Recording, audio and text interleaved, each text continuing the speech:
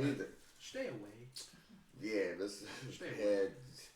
They don't call it Sin City for nothing. It don't matter what's in the trash dump. It's a trash dump for a reason. That is a fact. There's a reason nobody wants to live there, but everyone wants to go. You know what? Know what's crazy?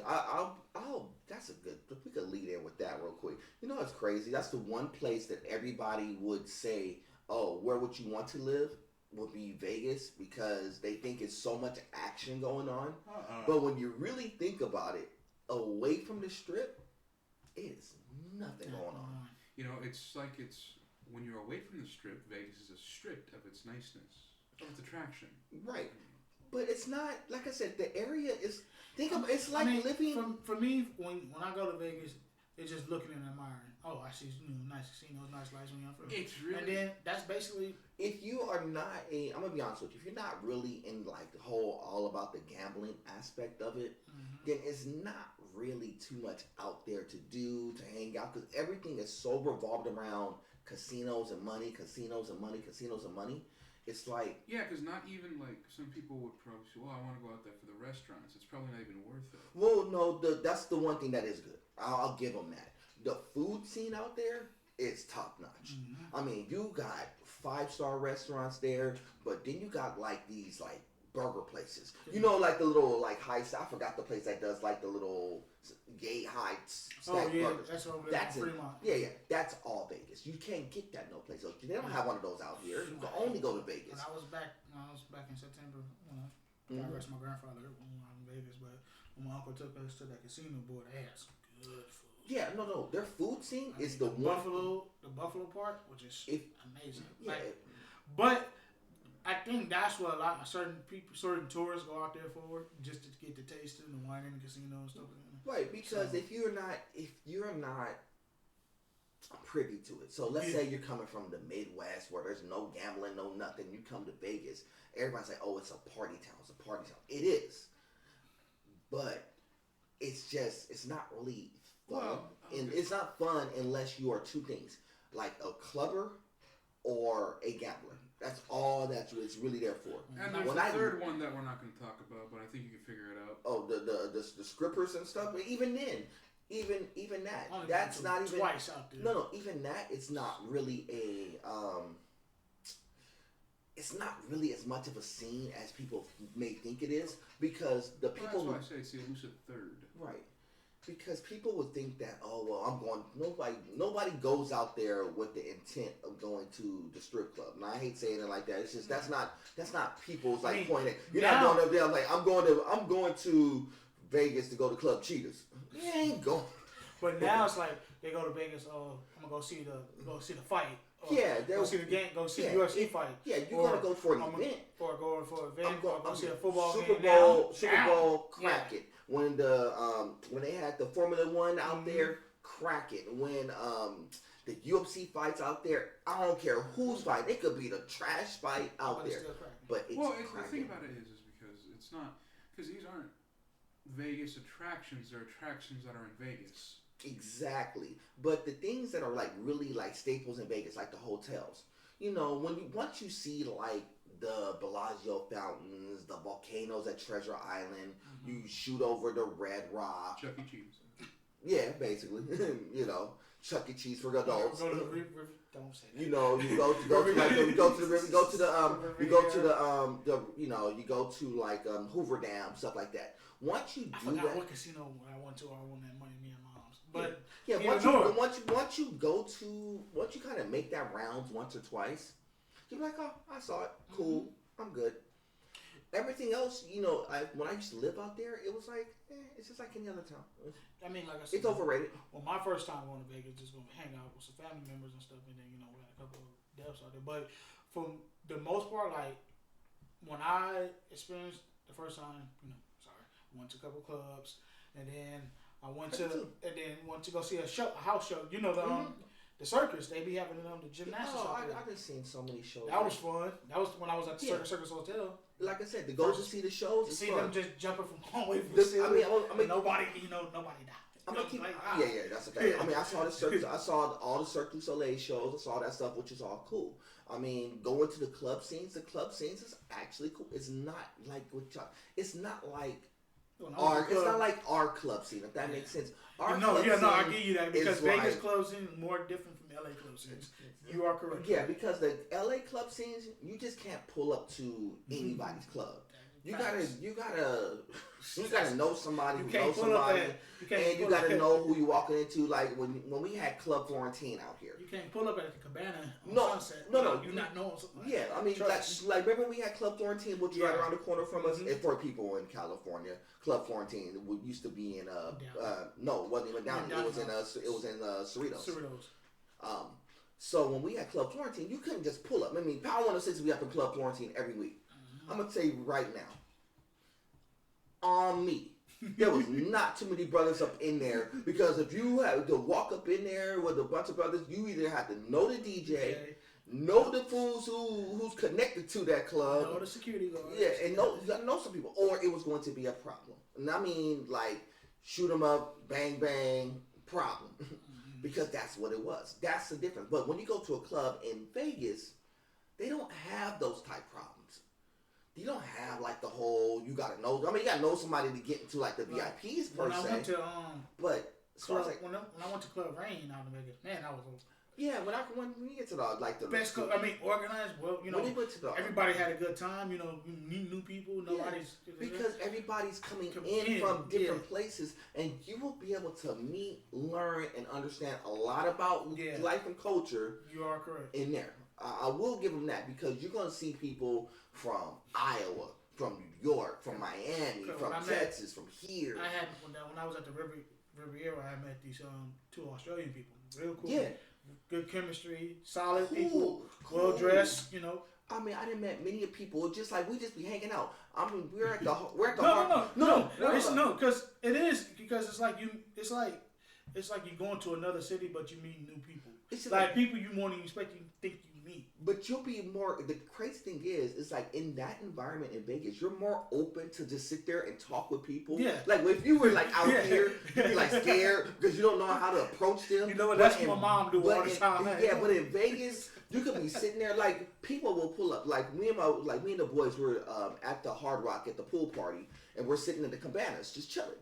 You know, first thing people trying to figure out was like, how y'all pull up on a cabana? We don't look like the cabana boy. We don't, when you have, I'm gonna keep it tall with y'all. I'm gonna tell you how this look. Shout out to my dog Steve-O who set this up. It's my boy Steve-O, 6'3", tall, lanky white boy, glasses. Steve-O? But one of my dogs. We call him Steve-O. Okay. My boy Steve-O.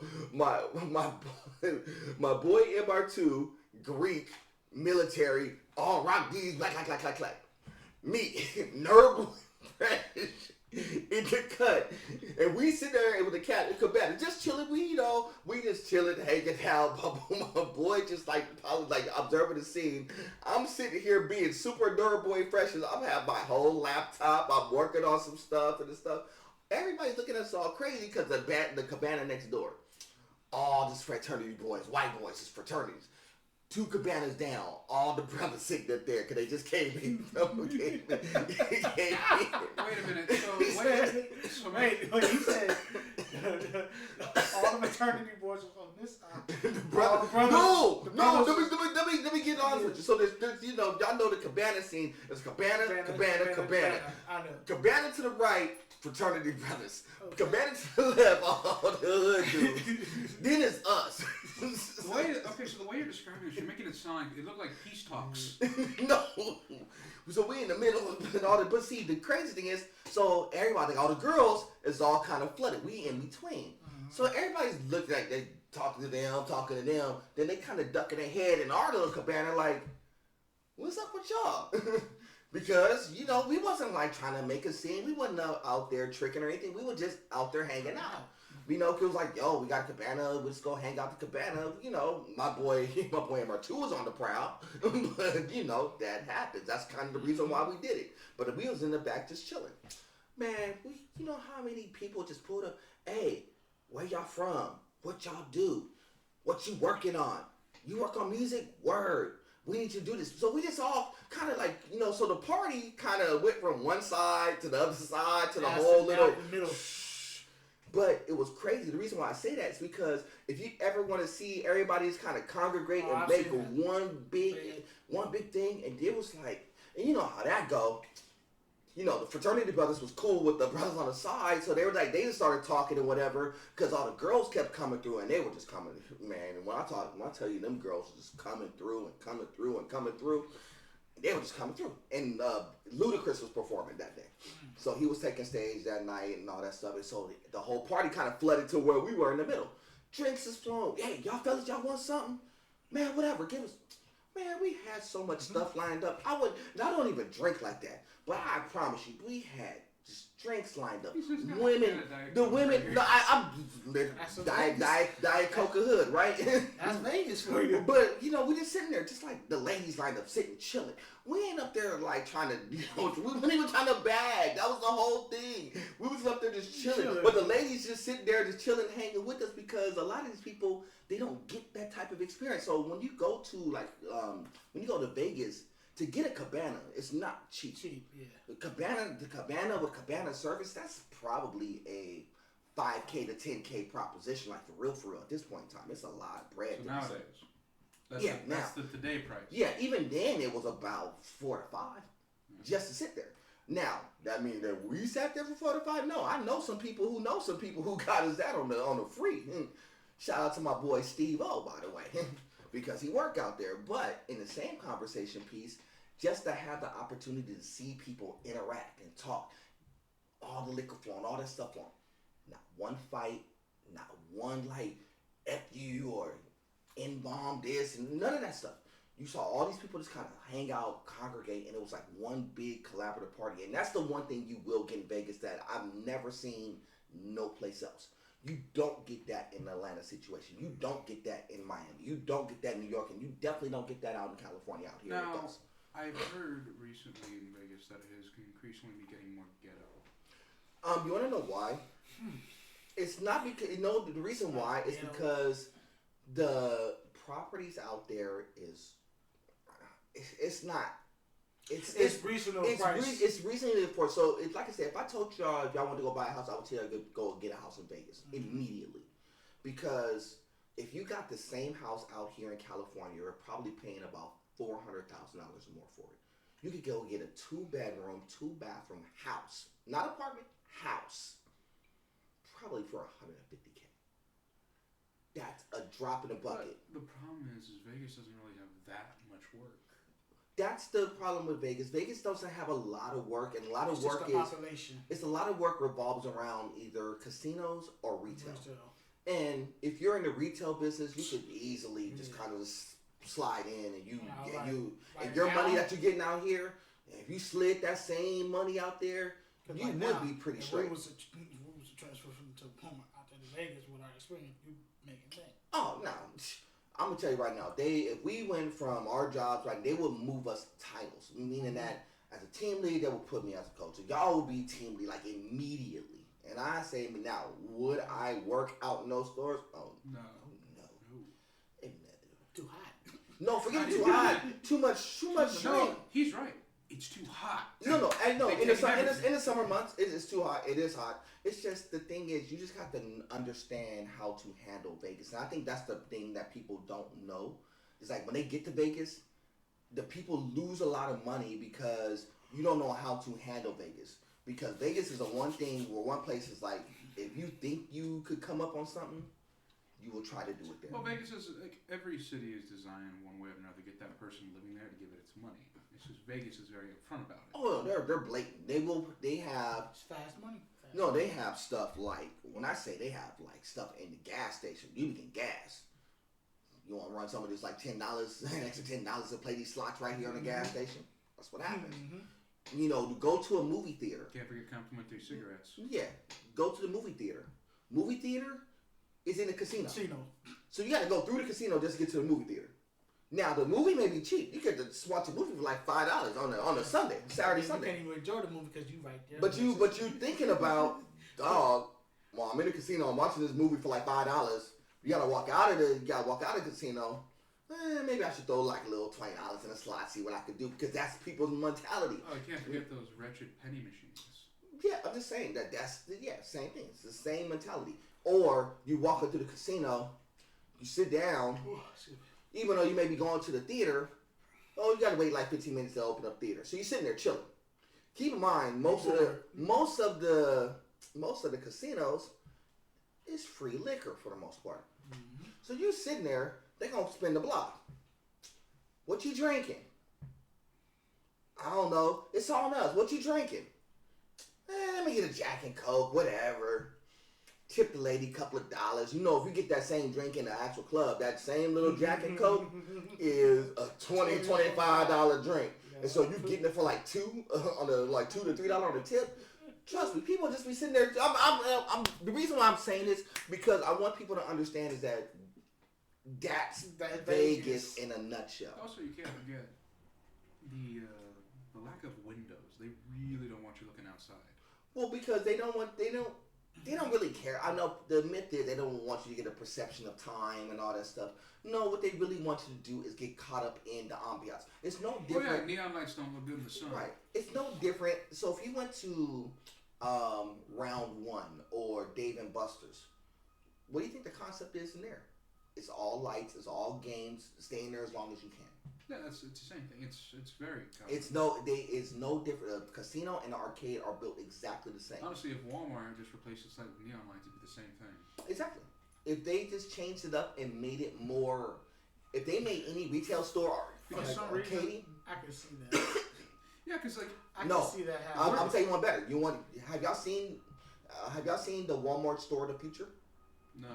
So the Store of the Future is basically a storefront that just has like a whole bunch of stuff in the windows. They haven't? Yeah, y'all see the newsletter. So they're just trying to become Aldi? No, it's not. Well, you gotta show me this. So if you look on the newsletter, they showed the prototype. They showed it about a month ago. I told you, I read everything. So they have a prototype. It's basically a 2-story, and basically it's like a showroom. You know, they have mannequins in the front to show the clothes. Everything is kind of arcadey-ish. You know, there's no real registers or anything in there. It's basically like a showroom. Because the intent for you is to use the Walmart app, order it, pick it up outside.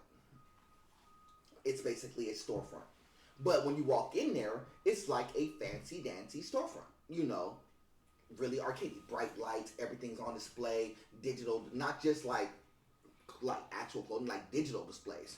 Meaning that there's like this little screen panel where you could just like virtually fit on clothes so you can see what clothes look like. Stuff like that.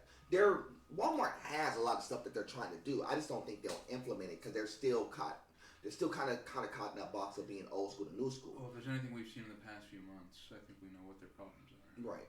But the reason why I kind of go along those lines is that, you know, a lot of these places are really designed for you to get the money. It really is, to shop. And that's the thing about Vegas. People just get caught up in Vegas money.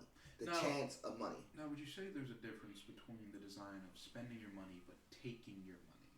Now, I would say the difference would probably be, some people would say, well, there's not really much of a difference. At the end of the day, your money's missing. Well, no. Spending money, you get something of equal value in return. Taking your money, you are going to get what you paid for. Well, yeah, no, it's... And that's gambling in a nutshell. It's designed to take your money. Yeah, it is designed... That's a good analogy. Is it designed to spend money versus take money? So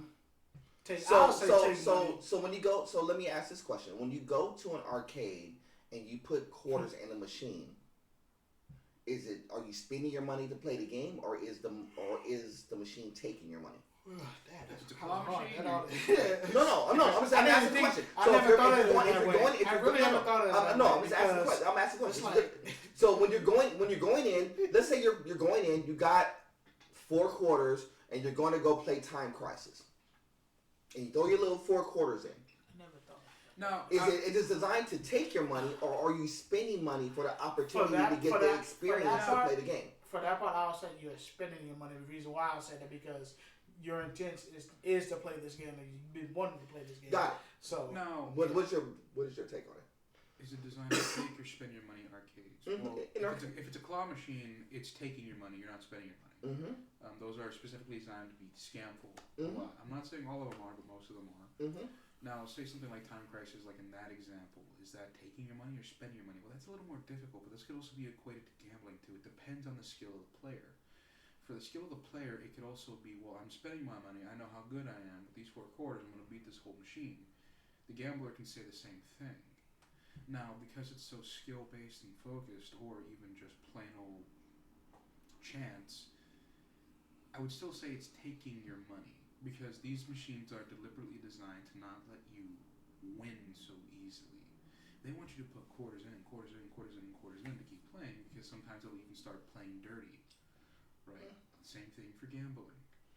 No one can accuse the gambler, or not the gambler, but the one making the deal a cheater. He's not cheating because he's the one having you play the game. Right. He's not a player. He's a dealer. He's a dealer. Exactly. So I agree with you. So in both instances, the answer is they're trying to take something from you, but they're trying to provide you with an experience of. So the experience when you're playing a video game is, I have the experience to play this game. It looks cool. I want to get as far as I can. But you're right. It is designed to take your money, because if you notice, if you played Street Fighter in the arcade just against a computer versus playing Street Fighter at home on your console, the difference is they put the difficulty on the arcade at max difficulty. Mm-hmm. Why? Because they want you to lose. They want the first round to be easy so you can kind of get baited in. But every other round after that, unless you are very skilled at the game, they want you to take the money. And they want you to keep pumping in quarters, because they want you to get good at it. But for you to get good, you got to pump in the money. So back in the days, how they equated that was, okay, so the average player to get from okay to good would take them maybe about $10 to $12 to start to get proficient at it. Maybe another $20 to $30 to get good at it if they just sat there and just get proficient at the game. So that combination of thought back in the 80s and 90s was about $50 to $60. How much do games cost today? Couldn't even put a price on that. No, the games cost about $50 to $60 base. Why? Because that's how much money the equation would be as if you were to play that game in the arcade.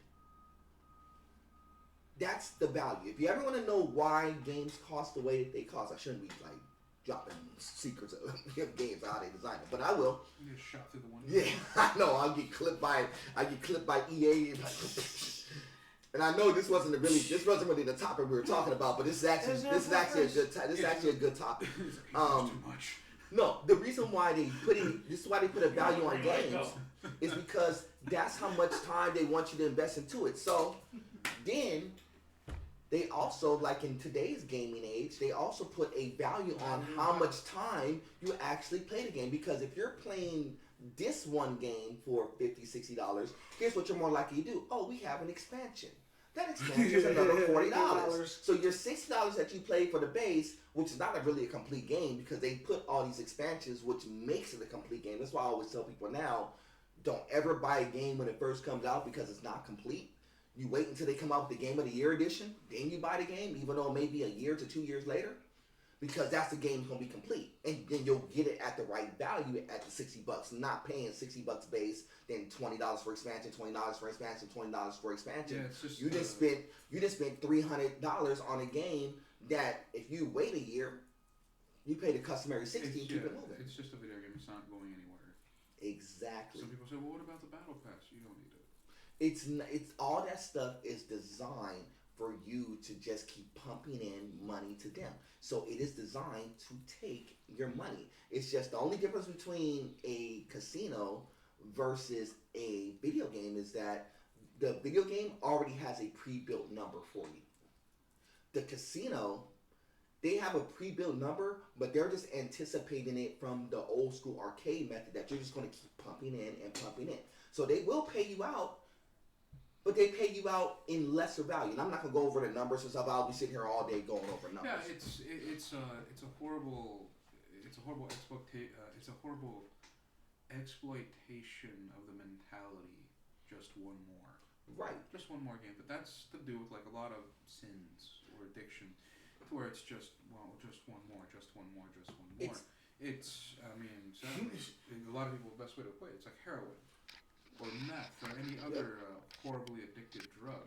Yep. Because that's what it is. It's like one game when you at the arcade, especially if you play in the arcades like at the laundromat, that one game. Yeah. 97.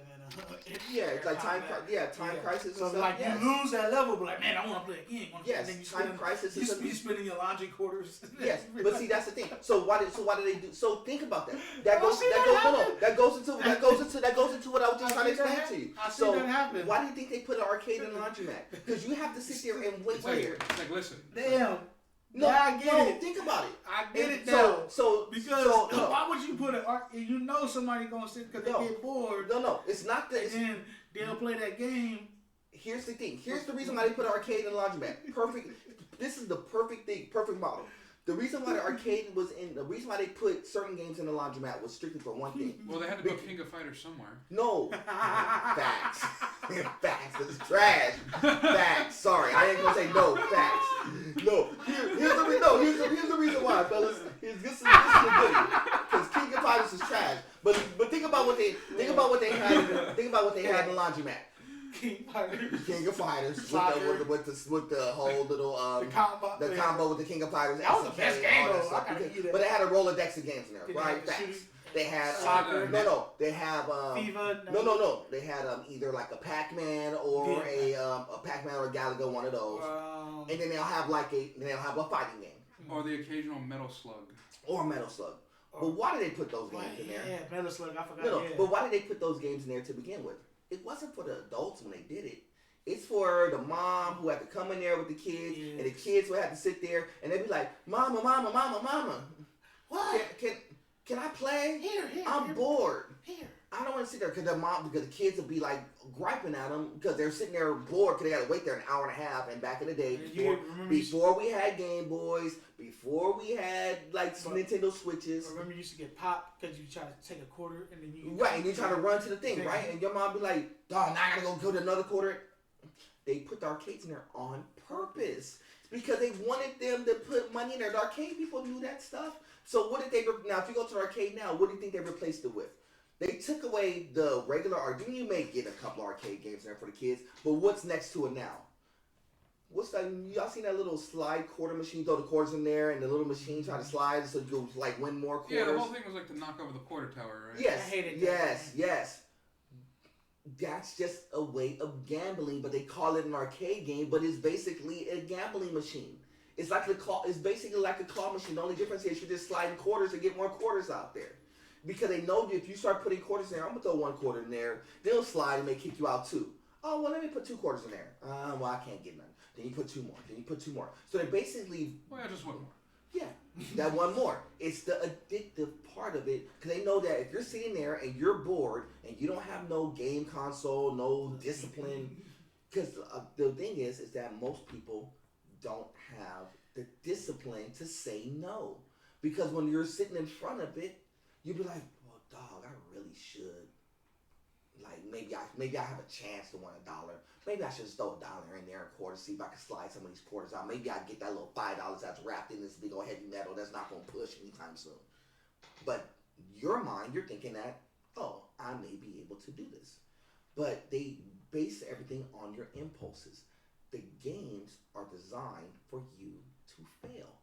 Every single game that is made, whether it's a casino game, an arcade game, any of that stuff, it's not designed for you to beat. The only difference between an arcade game versus like a slots or whatever is that one is skill-based. You can actually learn to get better. You can learn to be good at poker. You can learn to be good at Time Crisis. But guess what? It's a big, believe it or not, money investment in order to do it.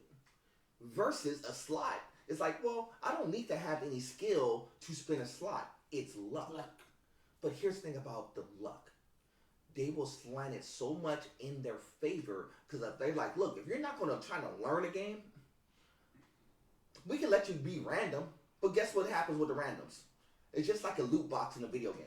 Yeah, it's just one of those things. You know, it's like, 9 times 10, you're going to get the lowest thing possible. yeah, it's one of those things also where there is a real, genuine chance you can win the jackpot. That's very real. Because otherwise it would not be a game. Right. But like you said, it's so astronomically low, you might as well not win at all. Right. But see, in your mentality it's just like, I'm going to be the one. Right. But, or you think that because you won something decent, I went to the slots, I pulled, and I won $100. So you're up $100. But your mentality is, oh, if I won 100, maybe I could break them for like 5. Maybe I could break them for 1,000.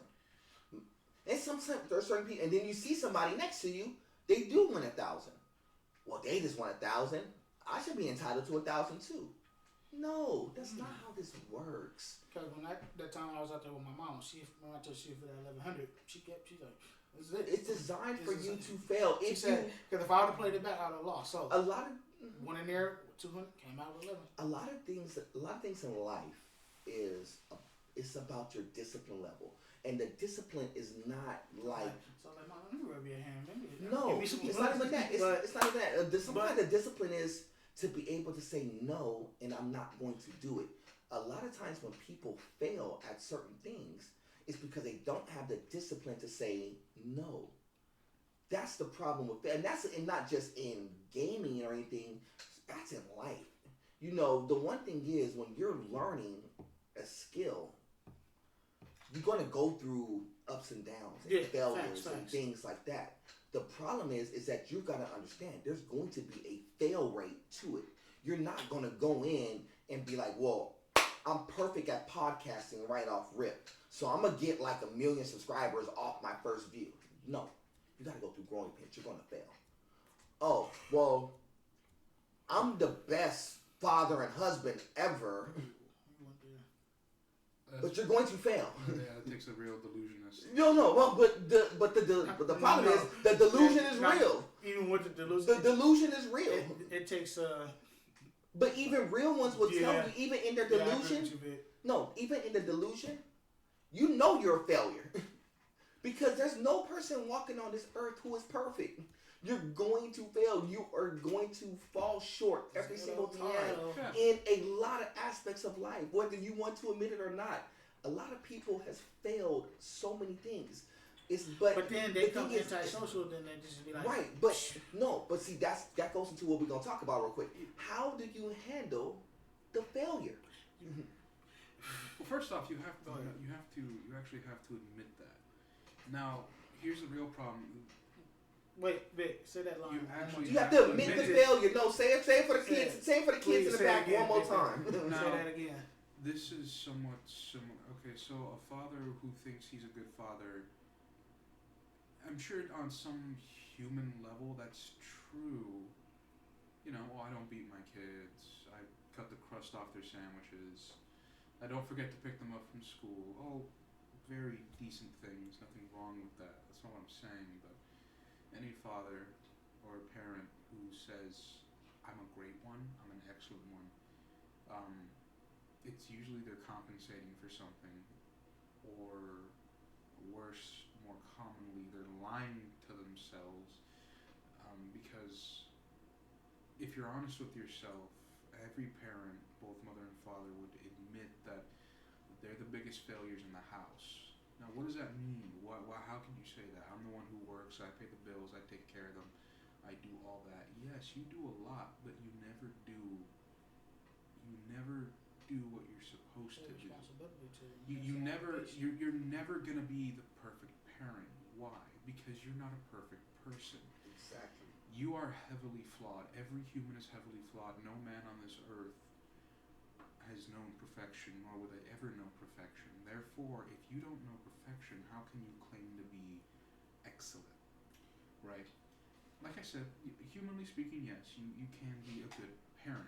Good. I think that's the farthest any of us can go. But our good is not really good at all. And I mean on a human-wide level, our good is not good at all. Right. I am speaking from more of a biblical perspective. And No, no, let me But can I say one thing though? yeah, go.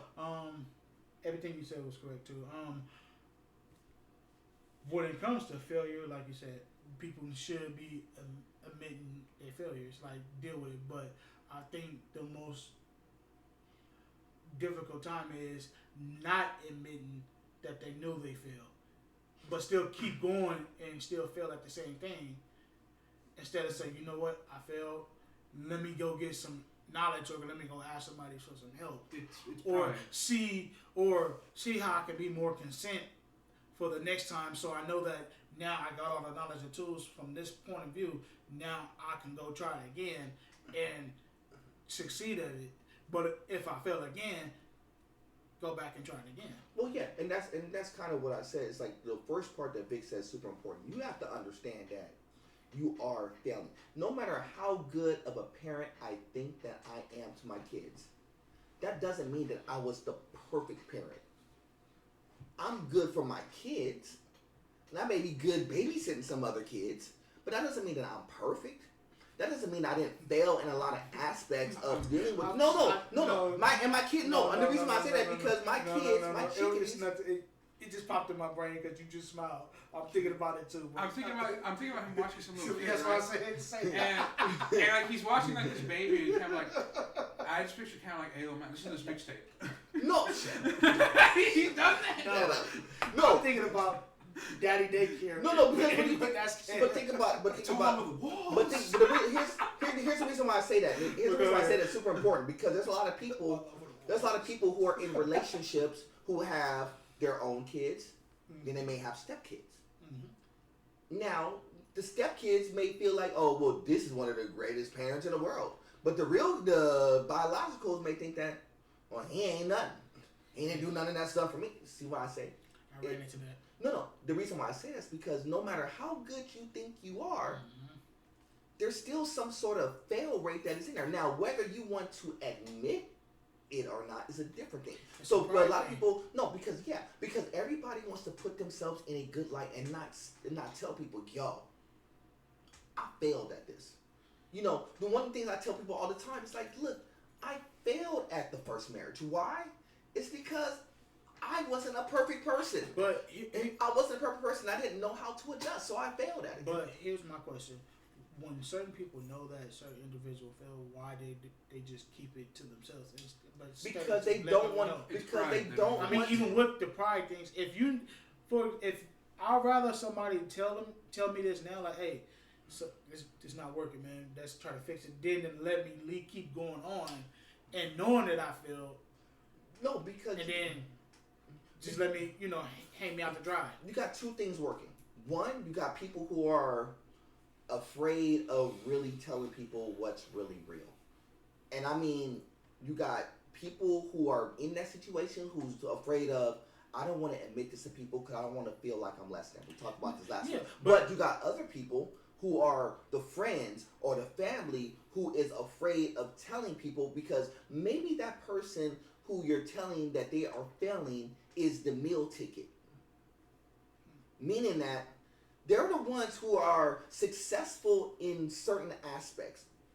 We're gonna get real for like 2 seconds. So maybe they're the movie star who is making $10 to $15 million a movie, but they can't handle their marriage because they are failing in making sure that they're doing the right things for their wife, not cheating, spending the money the right way, devoting time.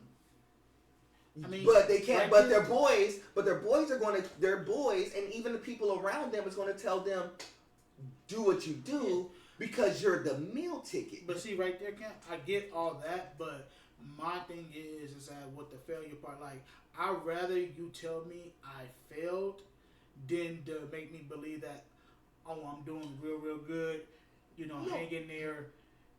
No, I'd rather you keep it 100 and say, hey, look, you got it, but you ain't got it yet. Keep doing it. Keep getting it. So when you're in jiu-jitsu, this is the perfect thing. Now I'll make it direct towards you. So you're in jiu-jitsu, and you got Chris Howder and them. You training.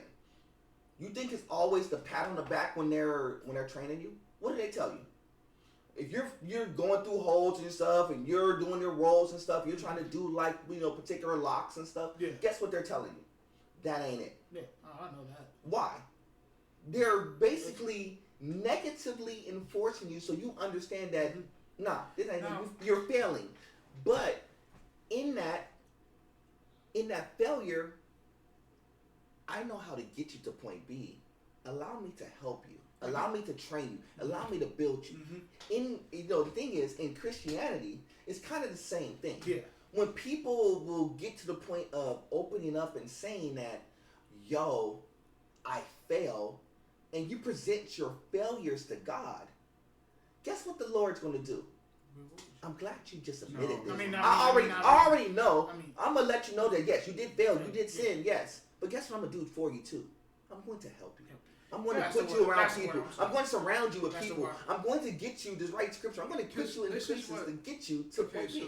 Go ahead. So specifically here in the West specifically, more towards the West Coast, that's what stops a lot of people from professing Christ or believing Christ in the saving faith.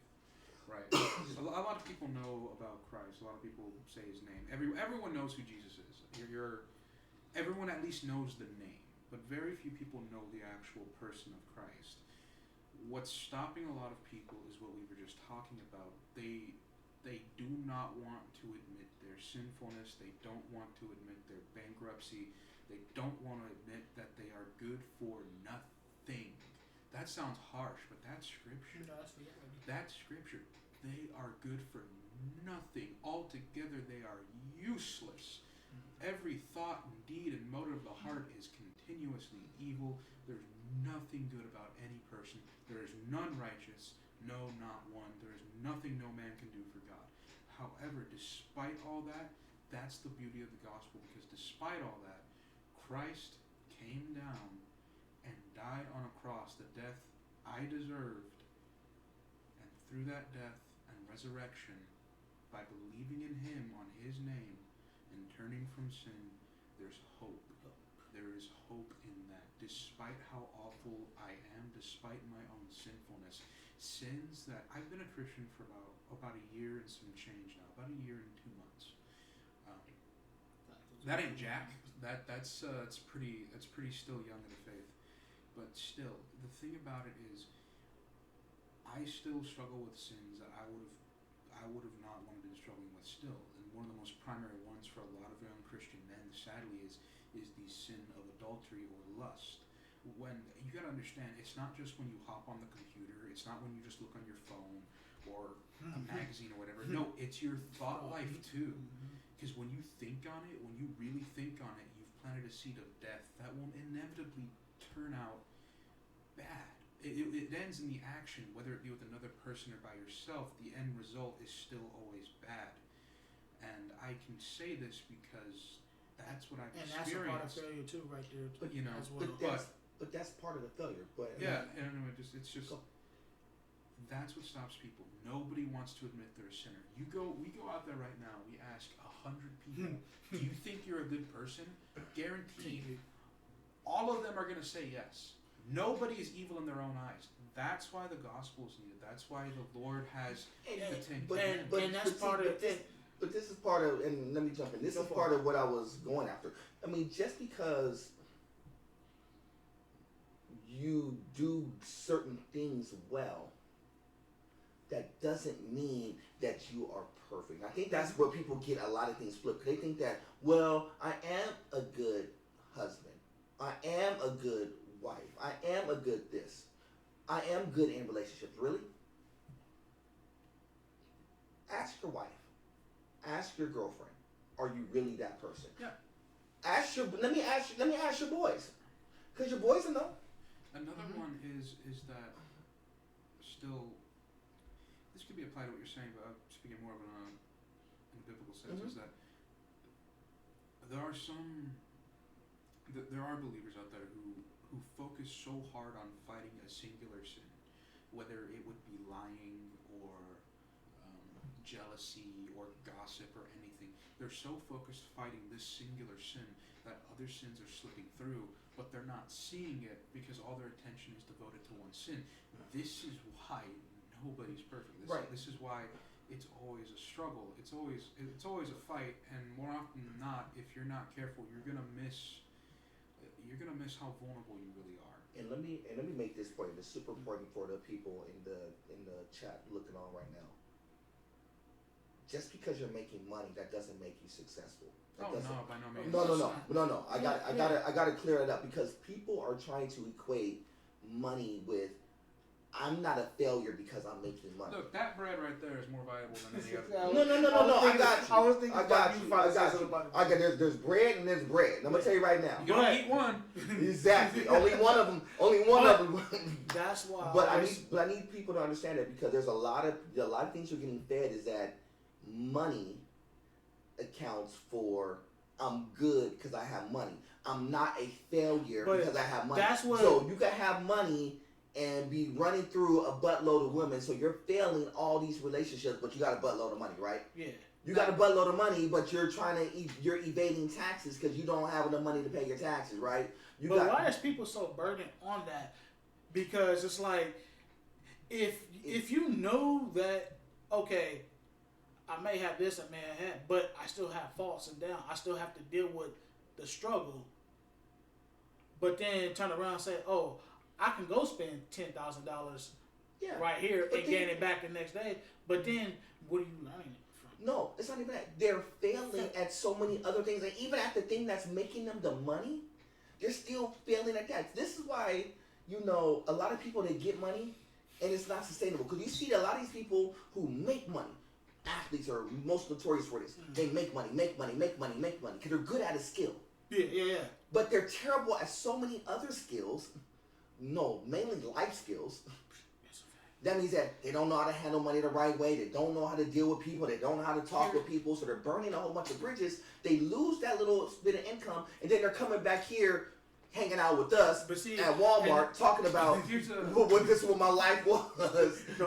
I'm not trying to be... No. Go ahead. Something to throw in on this is that, okay, so sadly we live in a very postmodern society where there's really no solid truth, right? A lot of people... I hate this phrase, but a lot of people say the thing of, it's your own truth, it's your personal truth, right? Which there's no such thing. There's only truth, right? Right. Truth or lies. But the reason I bring this up is because if there's your own personal truth, then there's also your own personal failure. No, I don't mean your own personal failings. No, your own lying to yourself. Yeah. No, there's certain things that you're gonna lie. You're lying to yourself about. So you're lying to yourself. But see, right there. Go ahead. It's the concept of well, you may consider it a failure, but I don't consider it a failure. 3 consecutive marriages. That's what I'm saying. No. That's a fact. So you go through relationships. So you're blowing through. Perfect example. So you're blowing through relationship. So you're blowing through relationship. No, I got it. You're going through relationship, and then you say that you're the marriage expert. So here's the thing about the people on TikTok. Can I talk to my other TikTok people on by chance? So y'all put all these little. Well, I'm a relationship expert, right? How are you a relationship expert and you're still single? Yeah. How are you a relationship expert? I'm sorry. No. How are you a relationship expert? How are you a relationship expert and you're talking about, well, I'm waiting for the right man to come around? I've heard this. It's their excuse is, well, coaches don't play. Nah. Because you can't talk about it if you can't say that this is how a relationship works if you're not in the trenches anyone and showing that. I just literally had this argument with somebody, and I ain't gonna mention it, but it's my family member. But if you gonna say you're an expert, at this, but you constantly failing at everything in your relationship, how are you an expert? I don't care. Can we be honest? Can we be honest for like 5 seconds before we go on? I don't. No, just because you think your sex game is good, that doesn't mean your relationship is good. Just because you got a little bit of money that you pump into the relationship, that doesn't mean your relationship is good. But just because you're on TikTok and you're trying to portray to us that, oh, you're the perfect relationship expert, but you're the same person who says, well, I don't have no females around me. I'm not in no relationship, but I'm just telling y'all how to be in one because you have failed many of them. You can only talk about it if you're in a position where you're being remotely successful about it. You know what this reminds me of? You know what it reminds me of? There's too many people like that, right? Not just for dating, but for a lot of things. For everything. Right? I'm an expert gamer. No, but this is what it reminds me of. But they seen a pro game, played a pro person in their life. This reminds me of, like, you know, back a long time ago, I don't do this anymore. Back when, like, schools would, as a way to dissuade children from a life of crime, they would bring, you know, convicts to the school or whatnot, and the convicts would give their story, what got them there, and like warning them, warning them not to do that. That's what this is, except they don't see themselves as convicts. No, but see, the only kicker about that is that a lot of those convicts have gotten out of their life, and a lot of them were going to do better things. But now it's the ones who is the convict who got out, who went to the school, taught about the kids, and like, here's what you don't do. And then you see them a year later, and they back in jail. Back in the news. Because they back in the news like, well, I had to go back into jail. Then they have to explain to these kids, like, here's what you don't do from jail again. But see, right here, and I'll say this, I don't knock nobody's hustle or anything like that, but what I do knock is when people let that consume their life. And generally, that's what I do. You mean like a no-lifer? Yeah. No, because what I'm saying because what I'm saying is you can make all the money in the world, but if you let that just consume you, that's all you know. But instead of not having other skills with that, then what are you making? I mean, what are we talking about? No, it's not even that. It's like I said, when it comes to that, it's that's like when anything in life. I just like the people just stop equating success with money, because success is not always money driven. I mean, money is a byproduct. You may get some money for it because the Lord's going to always provide you with what you need. Not always what you want, but He'll provide you with what you need in order to be sustainable to do exactly what you need to do. But just because you're making money, that doesn't mean you're successful in everything. That just means that you're successful at one particular skill. And that particular skill may be like you're a great podcaster. Shout out to Joe Budden and them, by the way. Maybe you're a great ball player. Maybe you're a good counselor or whatever it may be. Maybe you're a good pastor, and that reward affords you certain things. But that means that just because you're good at one thing, that doesn't mean that you're good at everything by virtue of that one thing. I'm good at music. Yeah. I'm good at gaming. I've been a pro in both. But that doesn't mean that I am successful in every single thing that I do. Because people will never admit. Well, most of the time they'll at the very least struggle to admit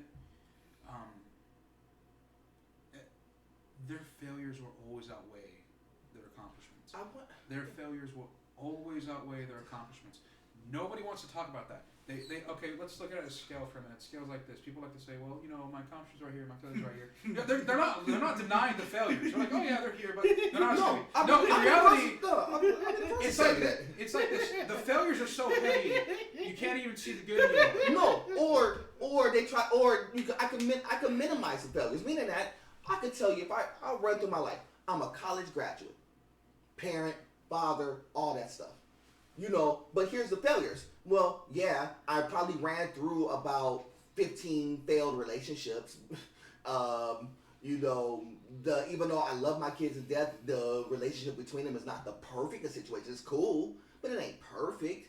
You know, the relationship with my mom and my sister is cool, but that doesn't mean the relationship with the rest of my extended family is cool. You know, just because I'm cool with 75% of the people at the job, that doesn't mean that 25% of the people hate and don't hate me. They do. I went through, that just because I was great at a lot of my jobs, that doesn't mean I didn't fail like 3 jobs or 4 jobs in my lifetime. Just because I went through school, that doesn't mean I was a valedictorian. Just because I have a degree, that doesn't mean I was the best in my field. There's failures to match up. For everything that I'm successful. That's the first time I'm hearing about you having a great garage, man. Yeah, appreciate that. But for everything that you think that is a success, there is something that can go side by side with it that'll be a failure. Hold on. It's the first time I'm hearing about you having a degree, my brother. We talked about this before. I have a bachelor's in music. I have an AA in computer science. I know about I have AA, a teaching but degree. Yeah, I have stuff. But that sorry, doesn't. But the reason why I say that, because again, does that make me like so much more better than somebody else just because I have a degree? No. just because, everything seems good from what y'all see of me, that doesn't mean I'm a perfect... I was playing good character. No. That doesn't mean I'm a perfect person. I failed at so many things. I'm like the dad from House Party. I know. Yeah. I just got this letter. Exactly. Trying to hide this from me. Exactly. Perfect example. Like, Perfect example. He sees. So Vic's referring to the movie House Party. So if y'all remember in the movie House Party when Kid was up there he got into a fight at school. He was a good, he got good grades. He was hanging out with his boys and whatnot, but he got into a fight at school. That was his failing point because he was trying to do the right thing. He got into a fight even though he was like, I really didn't want to get into a fight, but he got into a fight anyway. He failed. He got the thing. So what he tried to do, instead of admitting the failure that, Dad, I got into a fight at school, what did he try to do? He tried to hide it so he could get to this party that he was trying to get to. And this one's really common with a lot of people too. He tried shifting. And he tried to shift the narrative. It wasn't my fault. And, but it was. But what did his dad say? But the school didn't think so. Shout out to Robert Harris. The school thought it was important. You know what? You're going to speak more tonight. Think about your part after you finish your homework. The terrifying thing is that humans are so hardwired in their fallen condition to that's not, a strong line. Yeah, to not accept. You didn't think it was important, but your school did. Yeah. And see, that's the other thing. Important. Just because you may not think that it's a failure, that doesn't mean that other people don't think that it's a failure. Yeah. And that's a perfect. Here's the crazy thing. Perfect. Here's the I didn't think about it. Is people are so hardwired to shift blame. Nobody ever wants to. School thought it was important. Yeah, nobody ever wants to admit they're at fault. Having failures is one thing. Admitting those failures is another. Taking responsibility, that's another problem entirely. Right. This goes so far back. But you didn't. Your school thought it was important. But this goes so far back. In the first book of the Bible, in the book of Genesis, when the first act of sin is committed, the forbidden fruit is eaten. Yeah. It's not an apple. I don't know where they got the depiction of an apple. It's just called forbidden fruit. It's a fruit. But anyway, they eat the apple. Adam and Eve eat the apple, right? They knew they sinned. They knew they did wrong, right? Because they were ashamed. Facts. And they tried to cover themselves with fig leaves and twigs and whatever in a very vain attempt to cover their shame, their sin. Right. And God confronts them, right? He's wondering, well, where are they? Adam and Eve always run up to me every time I come down. They love spending time with me. So why are they hiding now, right? And then he knew, but he knows they ate the fruit, right? And instead of owning up to it, instead of, and he goes to Adam first because Adam is the head of the wife, right? But anyway, he goes to Adam and he's like, "Did you eat the fruit that I told you not to eat?" And he immediately shifts the blame to his wife. And he says, well, she gave me the fruit, and then I ate it. And then worse than that, he shifts the blame to God. He says, you gave me this woman, right? As if you didn't give me this woman, this would never happen. Instead of just admitting, yes, I ate the fruit. Please forgive me. But see, right? But a lot of times we all have done that. That's what I'm saying. Everyone's We've guilty of that. Oh yeah. We all try to shift and slide. Yeah, sometimes. This is not just an Adam sin. This is a human. But see, right there, what you just said too, Vic, and I think one thing too, because people, if they tell the truth, certain people are afraid of that consequences, what's going to happen. They don't know what's going to happen.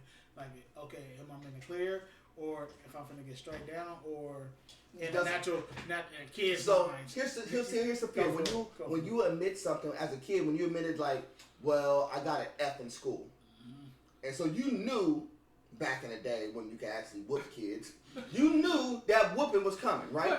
But mom, but you didn't want to. So you tried to mask it, be like, well, mama, I got an A in PE, but you're gonna be running from these hands. It's what. And then you have to go walk out there and go get the little tree branch off the tree. Go walk out there and go get the switch. No. I'm just being honest with you. This is how it happened. Or no. Why I gotta go get the weapon? No. I'm telling you. This is what happens because you try to slide it, deflect it. Again, the reason why, because we've learned this. This is stuff that we have learned as kids that we try to hide it, slide it, deflect it, shift it, move it, and not be like, yo, I did it. My bad, because you already know that something bad is going to happen because people don't want bad to happen in their life. It's ingrained in us. you ever need proof that humanity is not good, even from birth in the womb and as children? Just look at a kid. Yep. They are the most selfish, angry, bitter little creatures out there. What do I mean by that? Well, you don't have to teach a kid to lie. A kid knows how to lie instinctively. He doesn't need to see it. He doesn't need to hear it. He will lie. Right. Even if he's caught dead in the act. That's just the ingrainedness of it all. That's the fallenness of humanity. I mean, that's just how bad it is. The only difference is people, well, he's a good kid. No, he's just, like so many people, they've just gotten really good at hiding their sinfulness. Right, and I think the one thing is that, and I know we got to go to. I wish I could continue this, but I got to get on the road. But one thing is that a lot of times people don't like to admit their failures because a lot of times we don't operate. We operate in. You got some. This thing. We operate in. So the problem is we operate in fear, and because we are so but we're so afraid of what's wrong, is that because we're scared of a lot of like the admitting it to God or admitting it to our parents afraid of all the wrong things. Yeah, you're afraid of, well, they're going to be disappointed. Well, so it be. But here's what's going to happen in the long term. Just because they may be angry or mad or upset in that moment, that doesn't mean that they don't love you or not going to be there and support you and not try to get you on the right path. You just got to be unafraid to admit when you're wrong. I think the problem is that even as a kid, we've been ingrained and taught to be afraid of saying when something is wrong, as opposed to just saying, yo, this is what I did was wrong. It was my bad. Help me fix it, or I will be better the next time. And you just keep it pushing. Don't operate in the spirit of fear. Believe it or not, God did not give us the spirit of fear. God gave us the power of love and of a sound mind. It's real simple, real scripture based. The worst thing you can do. This goes for both the dead and the born again. Yep. Don't ever run from God. Don't ever run from Him. Especially if you don't put your faith and trust in Christ, you better run to Him. Because He's the only one that can save you. You're running from the only one who can save you. You're running from the only one who can deliver you from your sin. You're running from the only hope you have. That's a fact. Never run from God. Run to Him. Run to Him. He knows everything you've already done. You can't surprise Him. You're not going to catch Him off guard. He's not going to be shocked that you've done this. No, He knows everything you've done and ever will do. So the only thing you can do is run to Him and trust that He is merciful. And He is merciful. Doubly so for His children, for His born-again believers. Right? Even genuine believers forfeit to sin. They give themselves to sin, whatever sin that may be. I know this because I've been guilty of this, right? Of sinning. Even knowing that sin is wrong. I have committed sins and I hate it, but I don't ever want to hide from God. I have to tell Him right away what happened. I tell Him everything. And why do I tell Him? It's not like He doesn't know, so I'm not giving Him information. No, it's a sign that I trust Him. Yep. I trust what He's told me. I trust who He is, and I trust in His mercy and forgiveness. That's why I tell Him. That's why Christians confess sins daily, constantly, because we have to trust Him. Anytime fear from approaching Him, that's a sign of doubt of His character. You're doubting He is who He is. You're doubting what He said. You're doubting everything. You're doubting the sacrifice that bought that forgiveness. That's true. Don't ever do that. Don't ever doubt God. Run to Him and trust Him. And the most beautiful thing is He doesn't turn anyone out who comes to Him genuinely comes to Him in faith and repentance. He will forgive them and He will make them a new creature. It's a guarantee, right? And then for those who are new creatures and who are still struggling, He'll still clean them up. He's not going to forsake you. He's not going to leave you. He's not going to forget you. As the scriptures say, He who started a good work in you, that being your salvation, will complete it to the very end. Yep. He's the faithful one. That's why this whole thing works. That's why Christianity is so good. Not because the followers are faithful, but because God is. Yep. He's the faithful one. He's the loving one. He's the ever securing one. praise the Lord that He's on the throne. Indeed. Praise the Lord that He's sovereign.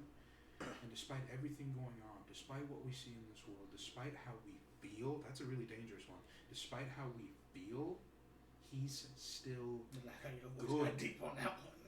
Mm-hmm. He's still good. Facts. He's always good. As the scriptures say, He's been the same since the beginning. He has not changed one bit. True indeed. But True indeed. that's all I got to say in the matter. I know we got to wrap up. I know we got to run. I'm sorry. We normally we do that. There's a whole bunch of lines we could have went on that. The trust factor, a lot of stuff. But I'll just keep it short. I'll keep it short. Just admit your failures and face your failures and learn from your failures. Indeed. Does that mean you're not going to buy white bread again? I didn't buy white bread. You know me. I'm a weak one. That's a whole other topic. But I'm gonna end this out, brother.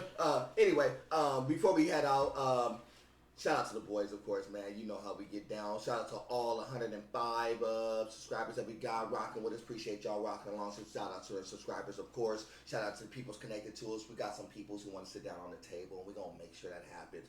And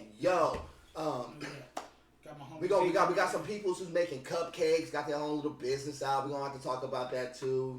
We got a lot of things working right now, so we got a lot of things cooking. So let us kind of, since we getting back to our regular flow and rotation, we're gonna get ready to get back on Twitch pretty soon here too.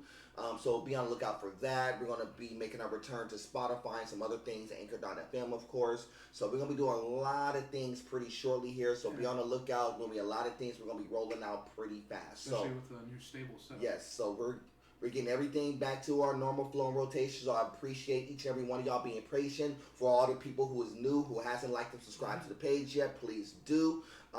But y'all know how we get down, man. We got episode 73 in the books, man. So for my man Paul, for my man Vic, my name is Cam, a.k.a. Mr. Nerd Boy Fresh. Freaky.